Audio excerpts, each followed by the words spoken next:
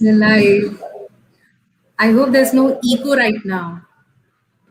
People who are listening to us, Yeah, I don't hear an echo. me too. I don't hear any echo. So, welcome, Dr. Birjoo Vaishnav. Welcome on my channel. It's such a pleasure to have you on my channel. I've been wanting to speak to you from a very long time on this channel, and I'm glad that we could find time. It's my pleasure. I saw some of the topics. It's really good, nice discussions that you have been hosting. It's very good work. Thank you. So, for my audience, I would like to give a brief introduction of yours. So, Dr. Birjoo Vaishnav is a radiation oncology physicist at Novant Health Care in Charlotte. He's also an internationally renowned meditation coach and silence retreat mentor. And under the close guidance of Gurudev Sri Sri Ravi Shankar ji, for over 2 decades, he has helped thousands of people find freedom from stress and anxiety through the Art of Living training programs. These are designed to teach effective and powerful meditation techniques. Now, his 2008 doctoral thesis laid foundation of the discovery of gravitational waves from black holes, which eventually won the 2017 Nobel Prize in Physics. Oh my God, this is like a huge uh, achievement. I mean, really glad that I'm really honored to have you on my channel. It's nothing. It was a big team. I was just small part of a big team. That's very sweet of you. Dr. Birju, since you've done so much of contributions in science, and obviously you're such a spiritual person, I thought science and spirituality would actually make a proper topic for this conversation. मुझे ऐसा मैं थोड़ा बहुत हिंदी में भी बात करूंगी. I hope you don't mind that because मेरे बहुत सारे audience जो हैं वो Indians हैं and they speak a lot of Hindi. I hope that's okay with you. That's okay. I think most of my friends are on this side, but yeah, there are a lot of people I have there also. So we'll speak a little bit in Hindi and a little bit in English to accommodate everybody. So, मेरा मेरा ये मानना है क्योंकि आप एक scientist हैं और आप इतने अध्यात्म में भी जा चुके हैं, तो मुझे ऐसा था कि साइंस एंड स्पिरिचुअलिटी एक ऐसा टॉपिक है जो इस कॉन्वर्सेशन के लिए बहुत सही रहता है. आप एक वैज्ञानिक हैं और मेडिटेटर हैं, स्पिरिचुअल सीकर हैं.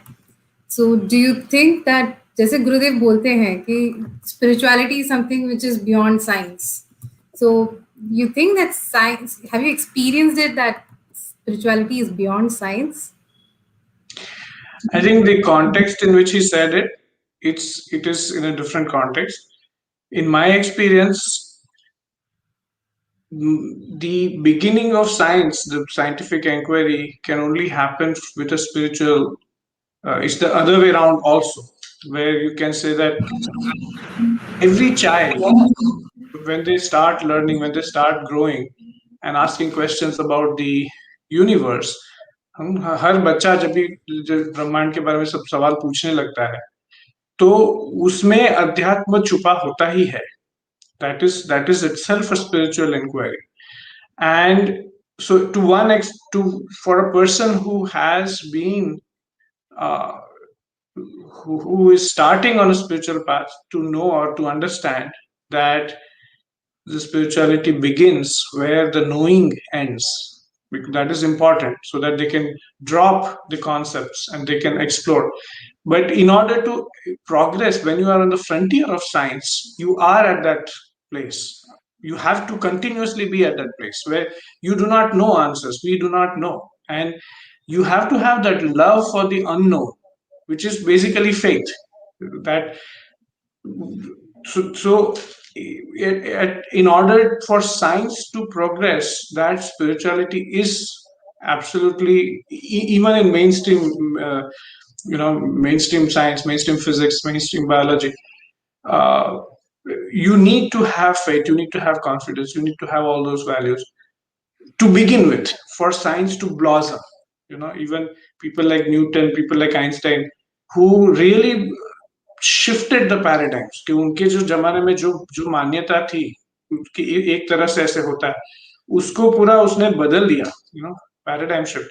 उनको भी न्यूटन आइंस्टाइन वगैरह, उनको उनका भी जो अध्यात्म में रुचि थी उससे उनको बल मिला, ताकि वो जो उनके अपने उससे ऊपर उठ सके, कंडीशनिंग से ऊपर उठ सके, उसका जो अपना अपना एक क्या बोले कंडीशनिंग को हिंदी में, पूर्वग्रह, जो जो उधर का तभी का जो पूर्वग्रह था उससे ऊपर उठ सके, to fight the existing dogma or the paradigm and to discard it, that needs an open mind. That open mind comes from the spiritual uh, perspective. So I feel this idea, this the context in which Gurudev said this is for people who view science and spirituality, who view spirituality more in the contemporary context and contemporary culture, whereas in the ancient culture, in whether it be in India, whether it be in the ancient Greeks, science and spirituality were never separated. They were not really, they were intertwined. The Greeks, they came up with the four elements, and then India's contribution was the fifth element, the space, as well as the zero in the mathematics at that time. So that was all based on inner inquiry, intuition. So I don't see them as separate. In the Vedas, we say, in the Indian context, it is said Veda. Veda means what? Knowledge. Knowledge. The word knowledge and the word science, scientia, the root of it is, it goes to the same vid. It goes to the same to know. That is in Latin, it translated and it becomes science. So Veda and science, that is synonymous. And the Vedic, it is said in the Indian context, it says Gyan and Vigyan. They are not considered as two disparaging, or what do you call it, contradictory or conflicting Nabhashi. disciplines, yeah, or pursuits. So in one context, if you look at spirituality in the contemporary context, where there is a lot of things which honestly I also don't agree with, there are a lot of spiritual movements and things that where they sort of, it's pseudoscientific, they don't really respect the discipline of science, and or there's many scientific so-called scientific people who put down or discard spiritual. So this is aimed for those people, to those concepts or those mindsets. That is where we can say that spirituality begins where science ends. That is to sort of break that paradigm. Wow, that's a very nicely explained. I wanted to know, what does a scientist gain from, like, what makes him go for a meditation, or what does he gain from meditation? Or if a person who's interested in science, how do I put it out? Like, what will he learn from meditation?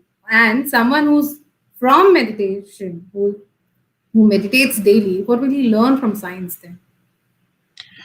So, to for the first question, what does a scientist gain from meditation? So, I have had the fortune, मेरा भाग्य है, to learn from some, great scientists and physicists, the greatest scientists and physicists of our times. So, one of my mentors was Abhay Ashtekar. He was the pioneer of quantum gravity in US, one of the pioneers. Um, and so when I came to Penn State, uh, after some time I learned, like I did not know this at that time, but after some time I learned that he was a big fan of meditation. He used to meditate. Of course, he would not tell anybody that he was meditating, and he was interested in meditation. But when I found out, and then I had a lot of discussions with him, where one of the main thing that drew him was, of course, you meditate and the headache goes away, and you meditate and you have more focus, uh, or you are able to get creative ideas. But then there is also he was operating at the deepest levels of inquiry, of physics, of science, where the hardest questions in physics he was tackling. So there, the strength that one would derive from meditation, that was an important part. But also the inquiry of what is consciousness. So the nagging question. This is something that anybody, like the quest in physics is to be able to understand the universe at all levels. To if I understand the atom, and if I understand the nucleus, and if I want to be able to understand everything there is in terms of a simple basic mathematical theory. So here we often had these discussions, and here what drew him said, yeah, meditation. But what I really want to know is consciousness. Can we have a mathematical function? Like, mathematical functions all your life. So he wanted to say, okay, can we do that? Can we understand consciousness in those terms? Can meditation help me do that? That is what was one thing which kept him going. Another example is one of my mentors at Mayo Clinic, Michael Herman. He was a president of the AAPM, the American Association of Physicists in Medicine. Very big, very. He pioneered many new technologies in medicine, many new physics experiments in medicine. And I found out later that after joining, that he would regularly meditate. In fact, he advised me that you must continue. I had been transparent about it. He said you must continue, and you must also continue doing what you're doing with your personal as well as the service you're doing. And I was surprised. I was like, how come you are? So he said, we deal when you are in leadership position and management position, and now I deal with a lot of personalities, a lot of people. There's a lot of stress, and without the center, without the skill or ability to come back to my center, I would not be able to function one day here. So it is only because of meditation that I'm able to do what I do. So these are examples of people who are at the top of their field, really my mentors, people who I look up to in physics. And they were of the opinion that meditation is something so much valuable to them. So it's what can a person in science gain from or a person who is interested in science gain from meditation? The ability to do better science and better to be able to serve, to be able to contribute more to the science and to the society.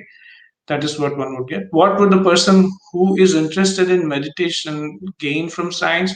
Often people who may be interested in meditation, especially in the new age, now there are a lot of different everybody says we meditate.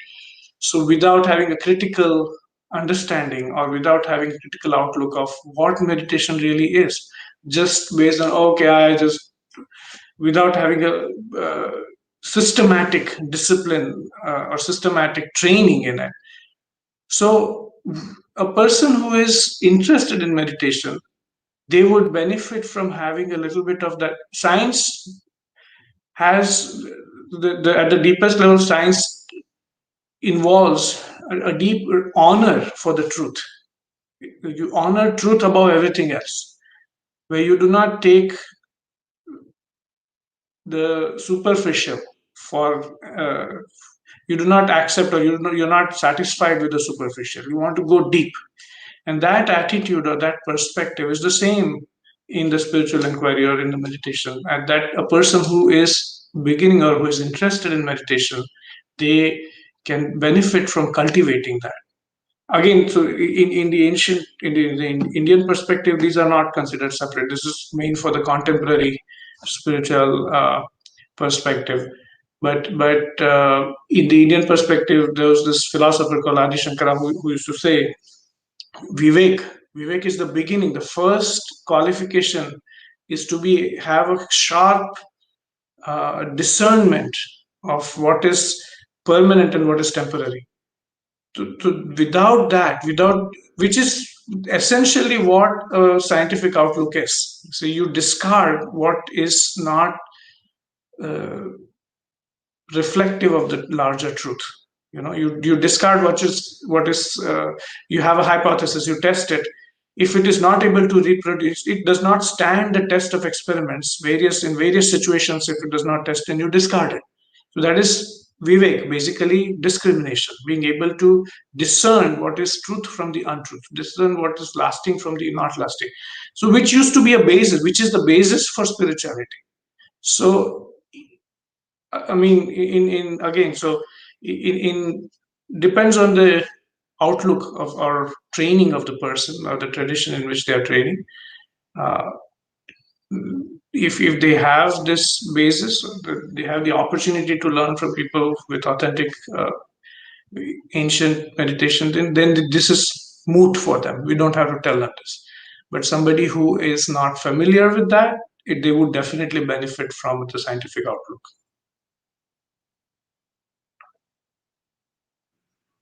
So well explained.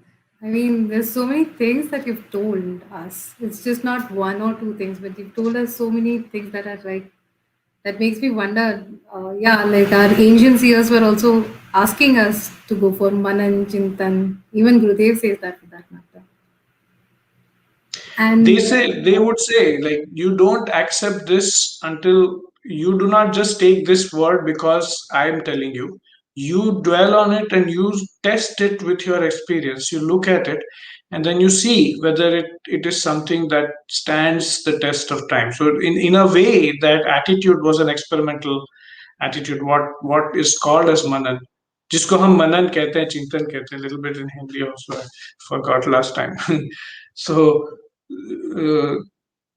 हमारे जो वैज्ञानिक जो ऋषि है, जो योगी है, इन्होंने पहले ही बोला था, पहले से ही बोला कि जो बोल रहे हैं उसको श्रद्धा से लेना, श्रद्धा से उसके ऊपर मनन करना. श्रद्धा का मतलब ये नहीं है कि उसको जस्ट ब्लाइंडली एक्सेप्ट करना. They would say that faith is in the ability to listen with an open mind. That is what the faith imparts. Ability to, even if this is not my experience, let me listen to it and let me dwell on it, let me test, let me be with it for a while. That faith is important in the spiritual pursuit, but not in terms of just take what I'm saying as the gospel truth and that's it. Just take it and this is it. So even, I mean, in any tradition, if you see, even in Christianity, even in Jesus, there was doubting Thomas, and there are people, even he did not discard him. He said, okay, you want to doubt, fine, doubt, and then I will give you steps for it. So there are, in any master, any person who has that access to the truth, they will never discourage inquiry. So that is the idea. So you're muted. with this, actually, I'm just remembering, because we spoke about ancient seers right now. हम लोगों ने अभी अध्यात्म के जो हमारे पूर्वज थे उनके बारे में जैसे हम लोगों ने बात करी, ऋषि मुनियों के बारे में बात करी. So a person who is deeply involved in science, does he believe in the gurus and the spirituality which is going on? क्या कोई इंसान जो एकदम विज्ञान में बहुत डूबा हुआ है, क्या वो कभी गुरुओं में विश्वास रखता है या फिर स्पिरिचुअलिटी, अध्यात्म में आपके? So let us take the first question. So my academic lineage. So we have in physics or in science, we have academic lineage. जैसे परंपरा होती है ना, गुरु परंपरा, वैसे हमारे भी विज्ञान में भी गुरु परंपरा होती है. और इससे लोगों को ऐसे एक जो प्राइड जो है वो उससे होता है कि उसका क्या बोलता है, गर्व. तो हमारे Kip Thorne, the founder of LIGO, who got the Nobel Prize, he is my PhD mentor's mentor. No, PhD mentor's mentor. So he's my great grandfather. So we talk like this. In physics, we have this terminology where indeed one generation back, people used to say how they are related to Einstein or how they are related to, in mathematics, there's somebody called Erdos. So everybody has an Erdos number. How many generations until, because Erdos was the guy who had so many students who did so many things. and then every mathematician was somehow related to the Ardos academic lineage somewhere or the other. उस तरह से. So this idea of a lineage, that mentor, like I am in physics, my mentor at every stage, whether I was in when I was doing gravitational waves and black holes, the PhD advisor, although they are just there, just they may or may not be heavily involved in the research, but they shape the kind of way or the directions in which you go in some sense. They are very instrumental, a very big part of shaping that journey. And it becomes like a very deep bond, till date. We are in touch. And even whether in Mayo Clinic, my mentor's there. So guru, the concept of a guru is somebody who is interested in your growth without having any self-interest, no selfish motive, but just saying, okay, how can I serve? How can I make this person empowered to be able to function in the knowledge that I know, and be more than myself, go further more than me. So the concept of a guru is not foreign in science. It is we very much have a but the concept of a godman, so called, that definitely is because over the last 100 years there have been so many scams, and there have been people who have been running all sorts of weird, you know notorious things. In the US, there was one person who was all this scams with all sorts of nonsense happening there, licentious things. So it can get a bad name. So the spiritual gurus or the mentors, since there is some people took the liberty and spoiled it, and then that one bad apple, then everybody thinks that all apples are bad. So it's easy to generalize. So the word guru nowadays, in the when I came to this new place, and I said, oh, I teach yoga. Oh, so you are a yoga guru? They said. I said, oh, I hesitate to say that word, but it has become a part of the colloquial modern American slang. They call pandit. Oh, he's a pandit. He's a big pandit. He's a big guru of the whatever subject. So it has become a part of the culture, sort of. It has been assimilated. So There is a question here from one of our audience, and they say, when we are in meditation, sometimes we have extraordinary experiences. Then how science will explain it? how science will explain extraordinary experience? We do not understand the consciousness as well, or meditation as well, as we do many other phenomena. So to some extent one can understand. We can understand, okay, how do the endocrine glands function, how do the sympathetic and the parasympathetic nervous system, how they interact, how the different regions of brain, the electrical power in them interacts. But when you say meditation, that word itself, it's like the word is like sport, right? So that word is, if you say, okay, how does science understand sport? The question is very broad, very, how can you, which sport are you talking about? Are you talking about the sport of like baseball, basketball, cricket? What are we talking about? And are you talking the cricket? If you talk about, there are many different aspects of it. So are you talking about a baller, batsman? Are you talking about pitcher, quarterback? There are many different aspects to that sport itself. Similarly, in meditation, though, when you say meditation, so there are thousands of different types of meditation. There are thousands of different approaches to meditation. So these things need to be studied one by one, and people are doing that, and they're finding amazing results. One thing for sure, there are many papers, hundreds of papers studying that wellness. That is a new sort of craze in health and these days. So wellness, meditation is an integral part of wellness. When I was in my residency at Mayo, and then I needed to consult for something that I had. So I had to go my routine checkup and we had to see a number of doctors before I left Mayo. I said, let me meet everybody and get everything tested. So every single specialist that I met, Every single person of them. They were like, oh, yeah, this is, and they would say, very good. Wellness. What else do you do? So meditation. Yeah, I recommend meditation. That's good. Very good. You do meditation. Keep doing that. That's very good for your health. Every single one of them. Then Mayo is like the number one in healthcare. I mean, there are many number ones. You can say in many different aspects. There are many people. Everybody is great in their own thing. I'm not saying that that's the only number one, but of course, I trained there, so I feel proud about it. But this is the premier institute of medicine in US, and they were recommending to me about meditation. So even though they don't understand, see, in clinic, we do radiation treatments. We do not always understand what or how that works. To some degree, we have some idea.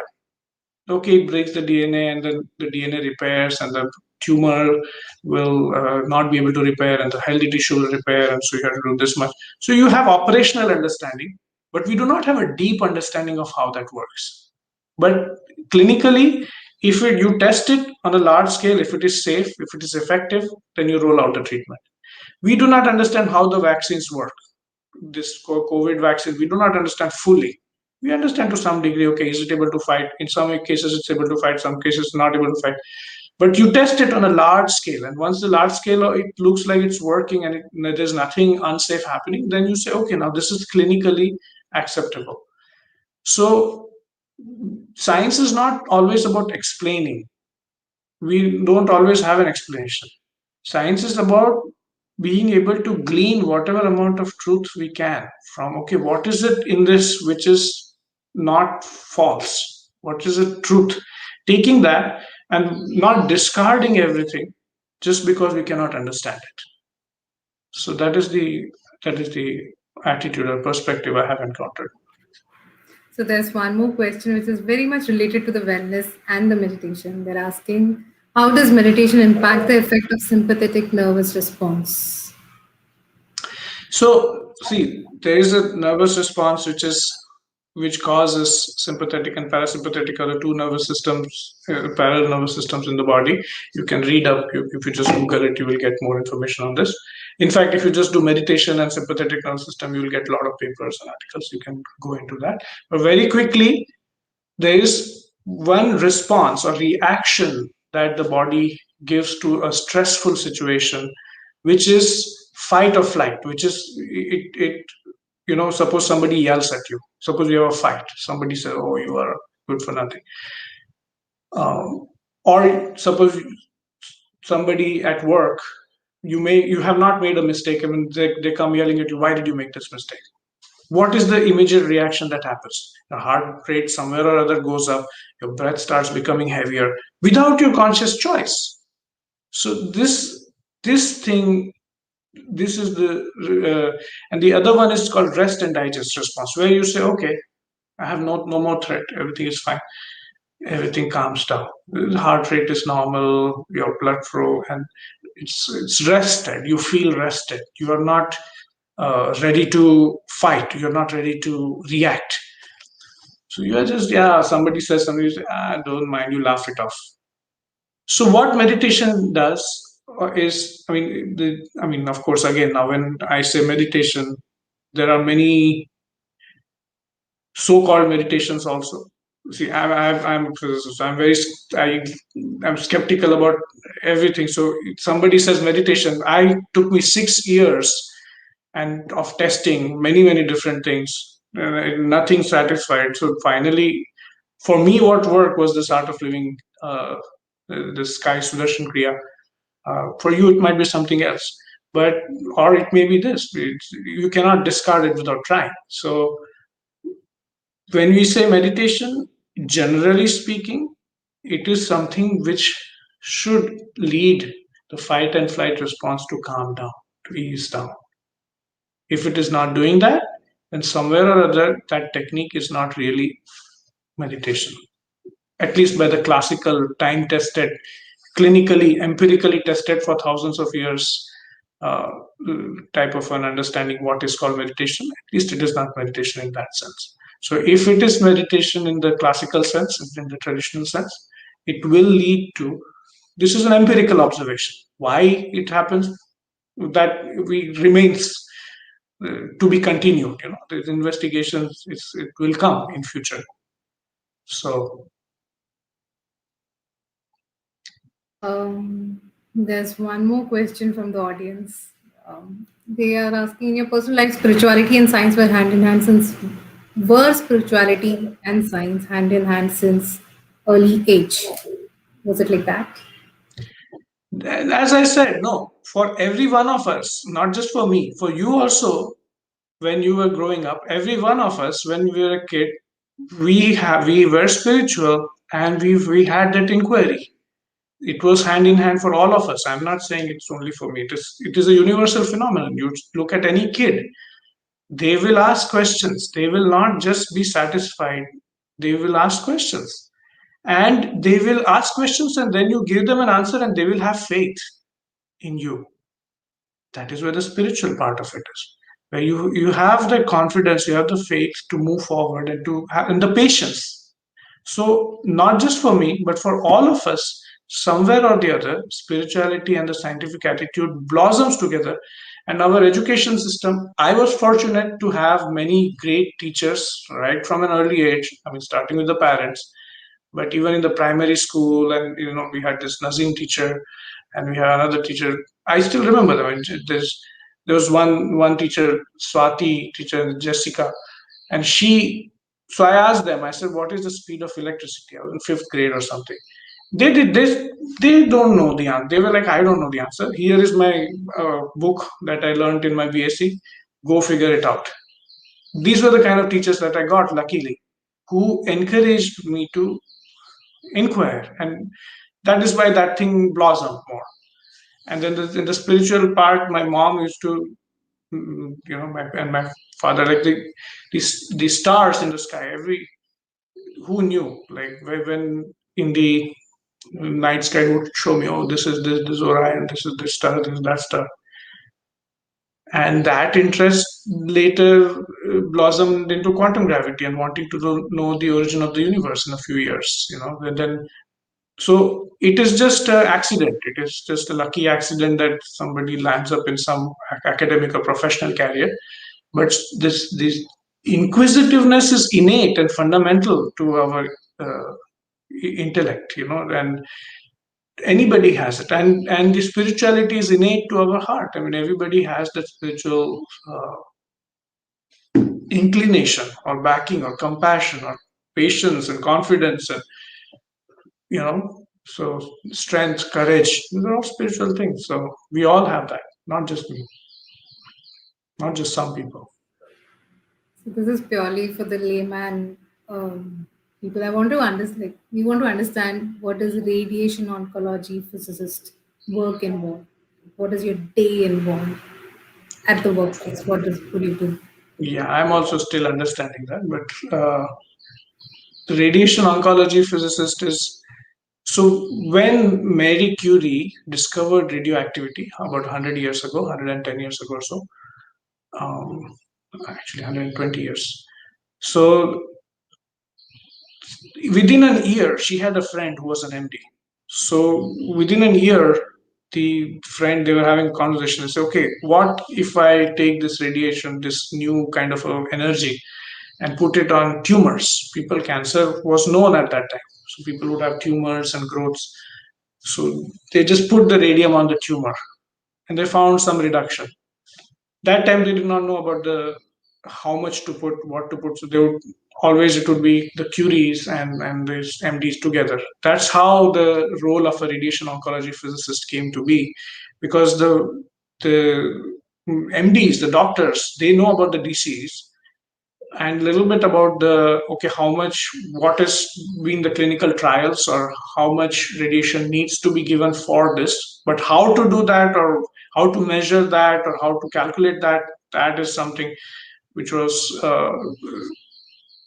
done by the physicists. So that tradition just continued even when the radioactive sources are not used as much for direct application. They are still used, but not as wildly.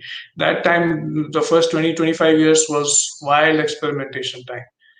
Uh, so a lot of mistakes happened. A lot of people lost their fingers. A lot of people lost their. So a lot of sacrifices went into it, and we learned from all that.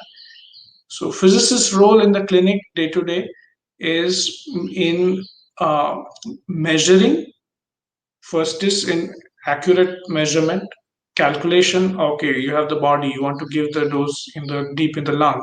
There is air in between. So now the radiation in the air, it will not be attenuated. It will not be. It will go straight through. Whereas suppose it's in the thigh, it will, you put something, whatever radiation you put, it is going to get scattered. It is going to get reduced by the time it reaches deep inside. That reduction does not happen in the lung. So how much should you put? And with the, you have different technologies of delivering the radiation, understanding that, training the doctor, training the therapist, training the technologists, and all of that. That is what, that is one role. So second role is ensuring the safety of the patient, that the, how can you ensure that the radiation is delivered to the correct place, right place. So what can we do in order to ensure that? That is also responsibility of the physicist. So if everything goes good, then the team gets the credit. If anything goes wrong, then the physicist has to take the blame and take the hit and say, okay, what went wrong? How can you prevent the mistake from happening? That is the role of a physicist, to solve the problem or to troubleshoot the problem before it happens. Wow. This is like very interesting. I think it's very, very interesting. But I was discussing this with my previous talk was with a doctor, and he was talking about so many people just dying and how people are now recovering and everything. Even in your profession, it involves working around the terminal illness. So how do you think spirituality helps one cope with such tough times? Yeah. So, if I was not involved in meditation and spirituality, I would never take this wild leap from the comfortable life of a faculty in physics. You get 3 4 months off and you get to sit and just think. From there, I left all that behind and came into this field because of this understanding or interest in, how can you know something? I have some learn. I know physics. I love physics, and how can I help the human condition? That compassion to help the human condition. I did not have that before I started meditating. To me, the world was a place full of corruption, full of unreliable people, and it's like only thing you can trust is mathematics, and only thing you can trust is physics and science. That is how I started before art of living, before all this meditation. That is how I used to view the world. And when I came into this, then the first thing you learn when you start on this journey of meditation and spirituality is that death is not something to be afraid of. And death is just like sleep, or just like meditation. Meditation, sleep, and death, or even love. It's basically the melting of the ego, the name. When somebody dies, you no longer call that person by the name anymore. You say, oh, this is the body, and we need to cremate the body, we need to bury the body, whatever. The corpse. It's no longer the person anymore. So there is something more. What is that something that remains to be continued, to be investigated and found out? And the avenue to find that out is what the meditation and this journey. So just last week we had a patient, for which we did. I did Friday night. The doctor said this patient is coughing up blood. There is the tumor or embolism that has happened in the lungs. There is nothing else we can do. Radiation may be the only hope they have. That may or may not work. Probably it may not work. We don't know. But I need you to do a calculation. So I did that, and then Saturday I had another. Last week I had another meditation class. In the middle of the class, I get a call. I said, "This is the thing. This I need. This changes." So I logged in and did all those things, and Monday, I come to work and I found out that the patient has passed away. Now, the doctor, it was the beautiful thing here is the doctor sat down with me and explains to me how we did the best we could do. There was nothing. Maybe he was explaining to himself also. I don't know. Like when this kind of a mortality happens, it shakes everybody. So it shakes that did for a moment I was also like, did I make any mistake in the calculation? Was I responsible for it? But it is only owing to the spiritual training of so many years, so many you know decades that it was ingrained that blaming myself is of no use. Blaming anybody else is of no use. So for a moment, the thought came and then dropped it. And this guy had a beautiful conversation. He was like, see, this is the condition, this is what happened. And we really could not do anything else. And we did the best we could do. And where he was again talking about spirituality, now he's talking about being 100%, being fully, that is karma yoga, the yoga of action. So we did the best we could do. There's nothing more we could have done. Everything else is just okay. If the patient had come before, if we knew before, this if will always be there. But this is not, I mean, this is not what happened in the flow. This is what happened. There's no use of regretting. So that ability to drop the regret, without that ability to drop the regret, how can you deal with death? So professionally, without the knowledge of meditation, without the knowledge of spirituality, I would personally would not. There are some people like my doctor. He does not. He does not have a formal training in meditation. But then I found out that he has been doing yoga and pranayama for many, many years. Like I just found out recently. So indirectly, he has some access to it. He has some background, some. And if not that, then other people have religious. They go to the church and then they get a spiritual like training from there.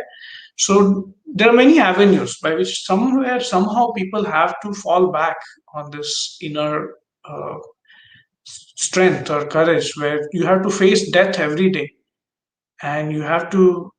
It shook me the very first time when I joined Mayo Clinic, and I was like, okay, I'm going to use physics to save lives, and everybody had told me all these great things about the field, right?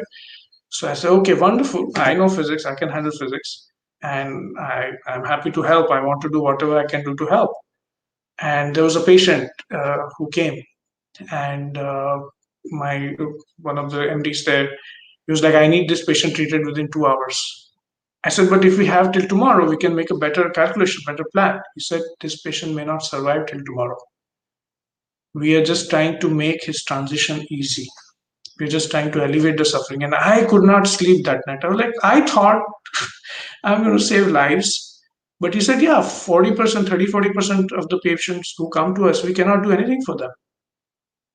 Because, I mean, of course, that was Mayo. So people come there as the last resort, you know.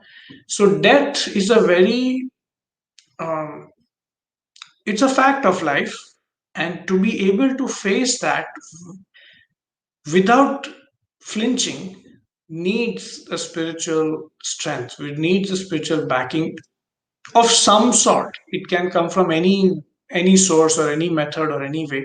Different people have different methods. For me, the method is through art of living, through all this Sudarshan Kriya, through the Sahat Samadhi meditation, through the silence retreats, that and through the wisdom of Sri Sri Ravi Shankar, that is what gives me the strength. That is what gave me the strength to enter medicine. Once upon a time, I had given up biology in 11th grade, 10th grade, because I don't want to even dissect a cockroach. I was so averse. I used to dislike it so much. But after meditation, you realize that your likes and dislikes are nothing. They are what matters is not your likes and dislikes. What matters is your commitment. And that's when, so at some point, this opportunity came, and Gurudev was like, no, you should go for it. And I was shocked. I was like, why would I give up my comfortable life and go into something, start all over again? But that is what spirituality gives you, the strength to start over, reinvent, discover what you are capable of again and again. Uh, so I had that's how it started. So that is every day to be able to function in that environment. Without this, I would not be able to do it without this backing. Oh my God, this is like, it was very nice. As in, it's very interesting, and at the same time, there's so many lessons that I can take away. At least I'm sure my audience also can take away. You know, talking about Gurudev, I understand आपने बहुत time उनके साथ बिताया है, आपके पास तो बहुत सारी कहानियां होंगी उनके रिलेटेड, या आपके साथ भी उनकी को बहुत सारी कहानियां होंगी, कुछ है जो बहुत इंटरेस्टिंग है जो हमारे ऑडियंस सुन सकते हैं? हाँ, हिंदी में नहीं बोला ना इतना समय चला।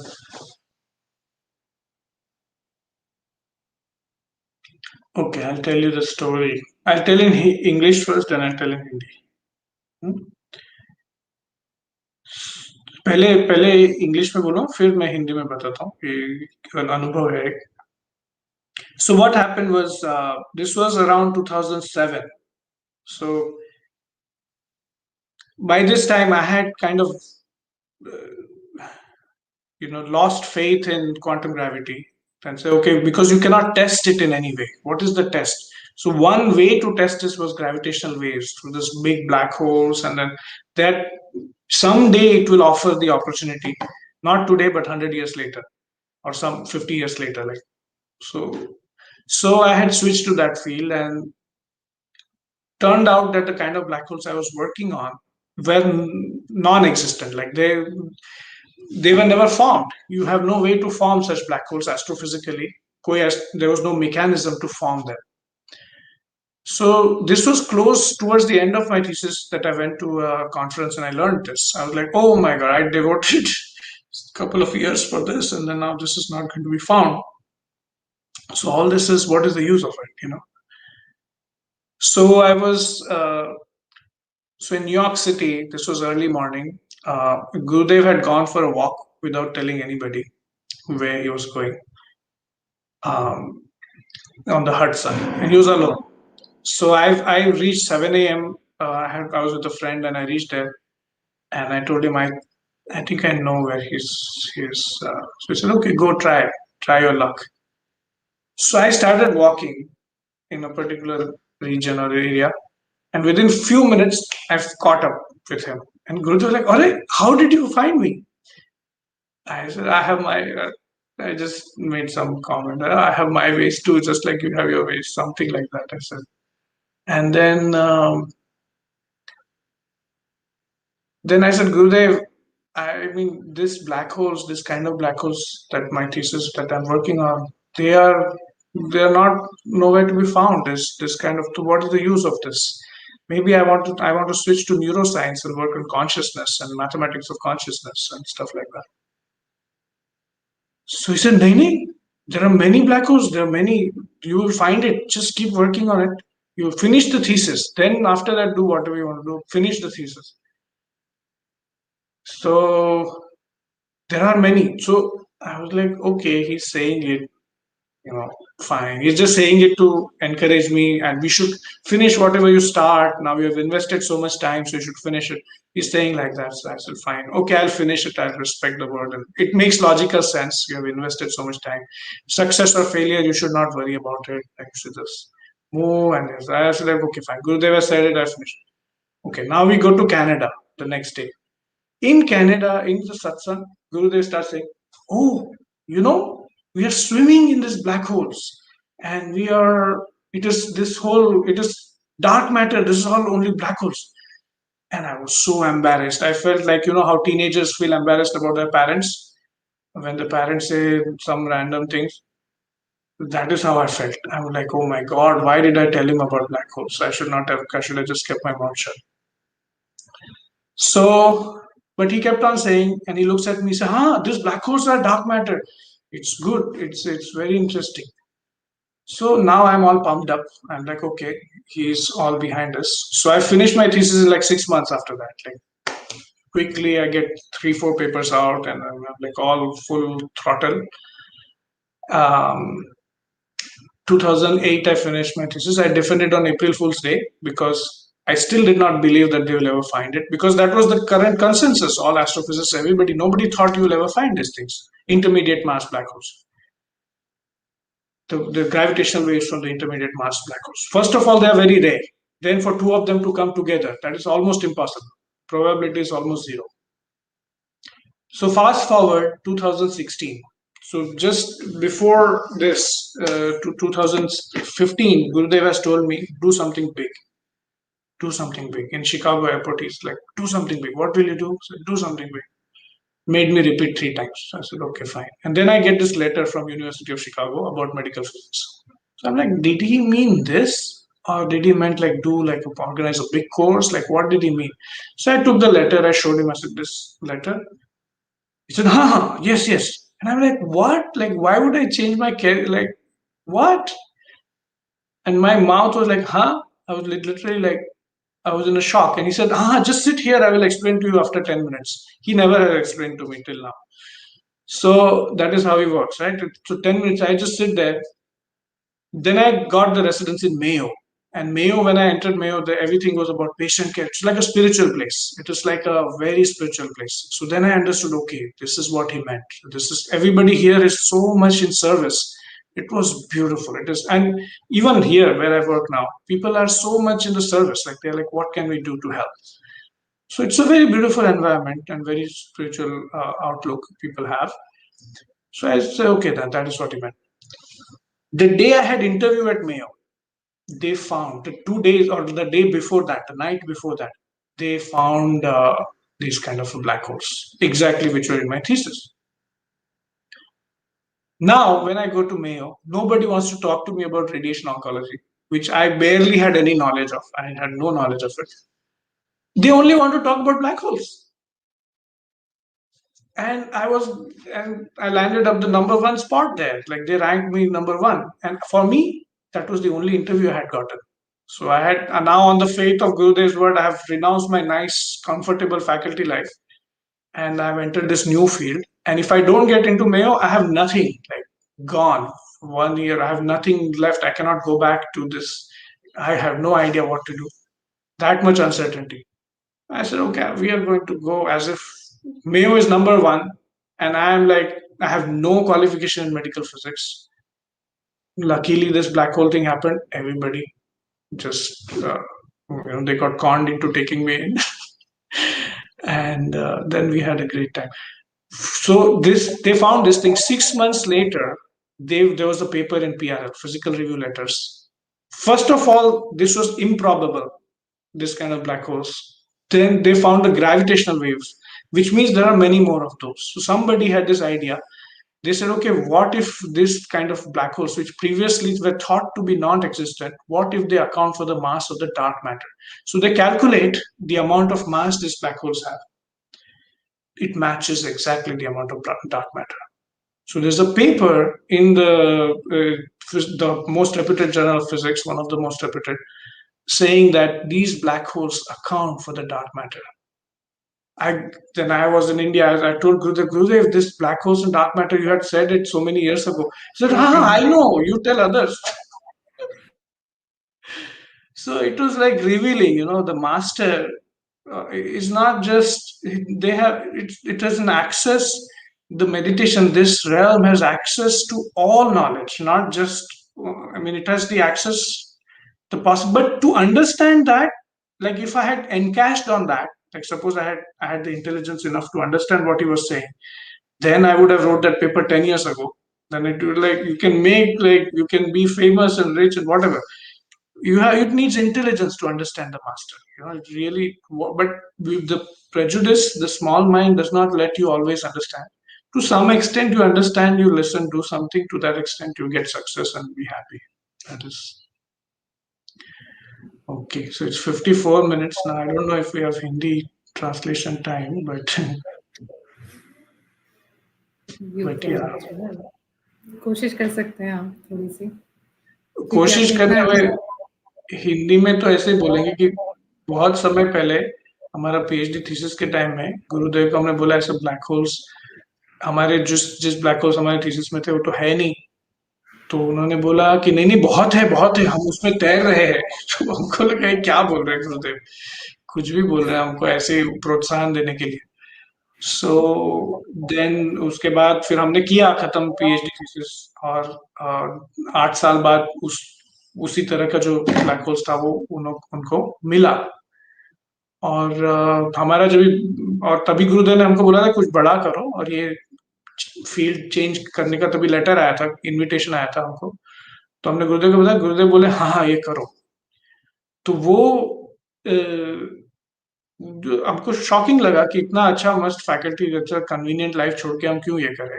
बट गुरु ने बोला तो करता, तो करना है तो करना है, तो हमने किया। फिर जब भी जाके हम यहाँ का जो मेयो क्लिनिक है यहाँ का नंबर 1 है, तो उसमें इतना सेवा भाव, इतना मतलब पेशेंट के लिए जान लगा देने वाले लोग थे। तो वो देख के हमको बहुत बहुत आनंद आया। तो वो इंटरव्यू जब भी हुआ उसका, उसके 2 दिन पहले, 1 या 2 दिन पहले, उन्होंने उस तरह के ब्लैक होल्स जो हमारे थीसिस में थे, उनको उनका सिग्नल मिला, जो इम्पॉसिबल था। सब तभी के वैज्ञानिकों को, सब एस्टिमेट्स के हिसाब से वो it was not going to happen. और पर वो हुआ। तो हुआ, और 6 महीने बाद किसी ने फिर बोला कि वो डार्क मैटर, जो गुरुदेव ने बोला था कि ब्लैक होल्स जो है यही डार्क मैटर है। डार्क मैटर मतलब एक तरह का है, अभी उसका एक्सप्लेन करने का टाइम नहीं है अभी, लेकिन वो एक अपनी मिस्ट्री है। तो उन्होंने बोला था तभी कि यही डार्क मैटर है, ये तुम्हारे जो ब्लैक होल्स है वही डार्क मैटर है। हमें बोला क्या गुरुदेव कुछ भी बोल रहे हैं, हम ऐसे प्रोत्साहन कर रहे हैं, ठीक है कोई बात नहीं। तो आ, और सत्संग में जाके बोले सबके सामने, हाँ यही है ब्लैक होल डार्क मैटर। में बोला यार मैंने क्यों बोला इनको। तो जैसे टीनेजर बच्चों को ऐसा लगता है ना, माँ बाप के लिए क्या बोल रहे हैं, क्यों बोल रहे हैं ऐसा, ऐसा हम मुझे लगा था अभी, ये क्या गुरुदेव क्यों बोल रहे हैं ऐसा, सो एम्बेरसिंग ऐसा लगा था कि। तो 10 साल बाद वो सच हुआ, 8 साल बाद। और फिर वो एक पेपर, जो सबसे बड़ा जो जर्नल था हमारा फिजिक्स का, उसमें 6 महीने बाद पेपर आया।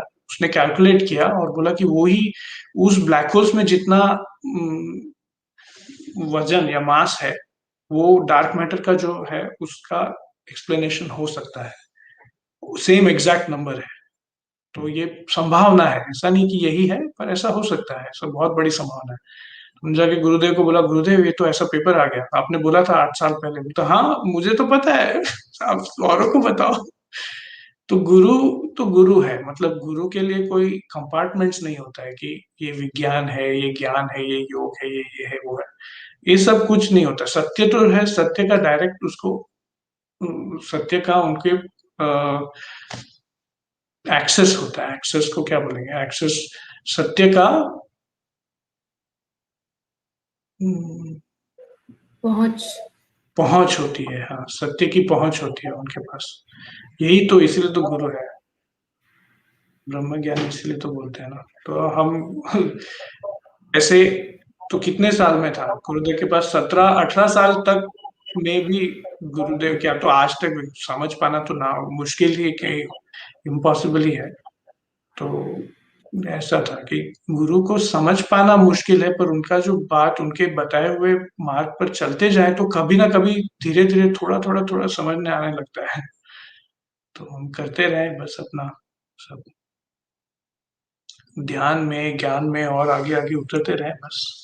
We keep meditating. It's impossible to understand a master, an enlightened master, but you can, if you take some of the insights and you contemplate, reflect on it, and follow the instruction, like a clinical protocol, just like in radiation oncology clinical protocol, I question all the time. I'm like, is this really will is look, this is the protocol, stop questioning and just do the work. I'm told this in the clinic by the scientists, by my superiors, mentors, that this is how it is done. Just shut up and calculate. Just shut up and do your work. What is asked for you? Which is ironically similar thing which in the olden times the master would tell the disciple, just do it first. First do it, test it. Then once you come, then you can question. Once you have attained something, once you have. So it is a very fascinating, uh, you know, synergy. So it's the same thing. It's the same thing which happens in those both fields. This has been one of the most interesting talks that I've ever had on my channel. Also, I don't want to end it because there's so much to knowing about science and spirituality from you. It's like coming directly from the horse's mouth. कितना कुछ है आपके पास. It's like खजाना है जैसे आपने open करा था आज. मैं बहुत ज़्यादा थैंकफुल हूँ, मैं बहुत ज़्यादा ग्रेटफुल हूँ कि आप हमारे मेरे चैनल पे आए। इतना समय दिया आपके इतने बिज़ी शेड्यूल में से। I am very, very grateful to you. Thank you for coming. I'm thanks a also lot. I'm also grateful. We need, it's I love talking about this thing. I love talking about both physics and meditation. So to provide the opportunity and a platform to share just that love and passion, so I'm grateful. तो मुझे तो ये चीज के बारे में हम दिन रात बात कर सकते थे, तो हमारा प्रेम है, हमको बहुत पसंद है ये चीज, तो हमको ये इसका एक आपने दिया अवसर दिया, तो इसके लिए हम आभारी हैं आपके, सबके आभारी हैं, everybody who is listening also thankful to you and for all the questions. Definitely. और मेरे ऑडियंस ने ऑलरेडी कहा है कि हमें एक और सेशन चाहिए आपके साथ, बिकॉज आई एम श्योर मेरे अभी भी क्वेश्चंस खत्म नहीं हुए हैं वैसे। Thank you so much for coming. I am sure एक और session probably end of the season we can have one more with you. Yeah, I think I would encourage everybody who has not done this or yet to learn meditation, to learn there's art of living programs that happen, the Sudarshan Kriya, sky breathing. Many doctors here have done it, and many COVID patients, and we have had phenomenal results. And I would encourage everybody, India right now especially, is going through a very difficult time, and I would encourage everybody to take it and learn especially the pranayam and Sudarshan Kriya. Right now, it's very critical, very important. And for US and for other places, the right now vaccination is high, but still, I think it's all those who haven't learned. We need to really make this available to them, and this has been recommended by so many of the physicians who did it, that we do not have anything which can help in the medical uh, uh, realm to the extent that this will help. So several doctors who had gotten COVID, I got the opportunity to teach them this thing, and they told me you must share this with more and more people. Like you must tell everybody to do this and share this and make it available. So I would encourage everybody who has yet to learn, go ahead and learn it. That it is very important at this time. And take care of yourself. And Thank you so much, Dr. Birjoo. Thank you so much. Thank you so much for coming. thank you.